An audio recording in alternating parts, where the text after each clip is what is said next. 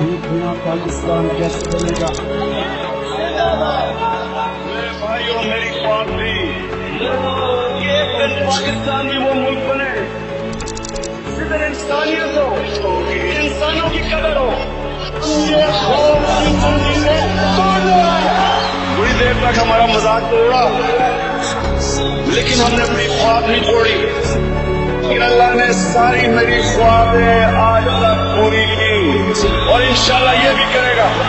لیکن یہ خواب تب پوری ہوگی جب آپ پاکستانی قوم میرے ساتھ ہوگی اور جو آپ میری خواب ہے. السلام علیکم ناظرین، میں ہوں مشاہد شاہ اور آپ دیکھ رہے ہیں میرا یوٹیوب چینل. پاکستان کی پولیٹیکل ہسٹری کے اندر کسی بھی پی ایم نے، کسی بھی پرائم منسٹر نے اپنے 5 سالہ ٹینیور پورا نہیں کیا. جب عمران خان حکومت میں آئے تھے تو لوگوں نے یہ سوچا تھا کہ وہ اپنا 5 سالہ ٹینیور ضرور پورا کریں گے، لیکن اس سے پہلے ہی ان کی حکومت گر گئی.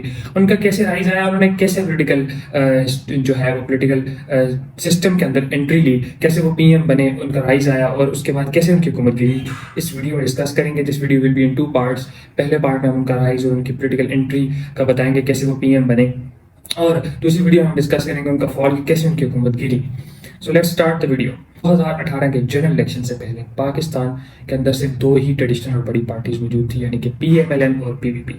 پی ایم ایل این کو ریپرزینٹ کر رہے تھے اس ٹائم پہ شہباز شریف، اور پی پی پی یعنی کہ پاکستان پیپلز پارٹی کو ریپرزینٹ کر رہے تھے بلاول بھٹو. اب ان 2 پارٹیز پہ نیپوٹزم اور کرپشن کے ایلیگیشنز تھے. اگر ہم پی پی پی کو دیکھیں تو اس کے اندر جو ہے وہ جو اس کے ریپرزینٹیٹو تھے بلاول بھٹو، وہ بیٹے تھے فارمر پی ایم ہماری پاکستان کی بے نظیر بھٹو، اور فارمر جو صدر تھے، پریزیڈنٹ تھے آصف علی زرداری، ان کے بیٹے. اور اگر بے نظیر بھٹو کو دیکھا جائے تو وہ بیٹی تھی ذوالفقار علی بھٹو کی. اس کے علاوہ اگر ہم پی ایم ایل این کی طرف جائیں تو ان پہ جو ہے وہ ہارش ایلیگیشنز تھی جو کرپشن کی. ان میں جو ہے وہ ڈفرینٹ کیسز تھے. سب سے پہلے جو ہے وہ 2017 کے اندر پاناما لیکس کی وجہ سے ان کو جو ہے وہ برطرف کر دیا گیا تھا مسلم لیگ نواز کے جو فاؤنڈر ہیں نواز شریف کو پی ایم کی سیٹ سے. 2018 کے اندر 10 سال کی جیل ہوئی تھی جو لنڈن فلیٹس کا کیس تھا اس میں.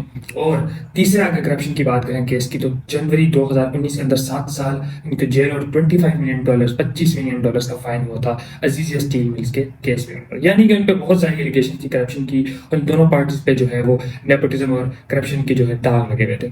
ان پارٹیز کے درمیان 2018 کے الیکشنز میں ایک نیا چہرہ اور ایک نئی پارٹی سامنے آئی.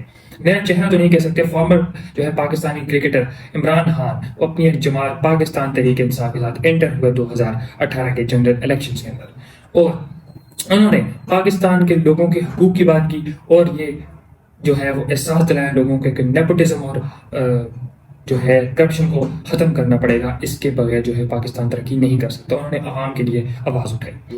اس کے علاوہ انہوں نے جو ہے ریلیجیس جو ہے وہ ہمارے مورلز ان کو بھی سپورٹ کیا. ان سے ایک جگہ پوچھا گیا کہ آپ قادیانیوں اور احمدیوں کے بارے میں آپ کیا کہنا چاہیں گے، تو ان کے رائٹس کے بارے میں آپ کیا کہنا چاہیں گے. تو انہوں نے کہا کہ اگر جس چیز کو جو ہمارا کانسٹیٹیوشن یعنی کہ ہمارا آئین ان کو مسلمان نہیں مانتا تو میں کیسے ان کے رائٹس کی بات کروں گا. اور اس کے علاوہ انہوں نے 2 چیزوں کا اور سہارا لیا، اور ان کو جو ہے اپنی جو ہے کیمپین کے اندر ان چیزوں پر زور دیا. وہ تھا نیشنلزم، اور دوسری چیز تھی جنگوسٹک نیشنلزم. اب نیشنلزم جو ہے وہ ہے اپنے ملک سے پیار، لیکن جنگوسٹک نیشنلزم ان سے تھوڑا سا اس سے جو ہے وہ ڈفرینٹ ہے اس طرز سے کہ جنگوسٹک نیشنلزم میں آپ ان کنٹریز کو ہیڈ کرتے ہیں جو آپ کے ملک کے لیے ٹھیک نہیں. اس کے بعد آئے 2018 کے general elections. In general elections کے اندر عمران خان نے 155 سیٹس لے کر 2 parties P M L N, 2 traditional parties بڑی پارٹیز پی ایم ایل این اور پی پی پی کو شکست دی.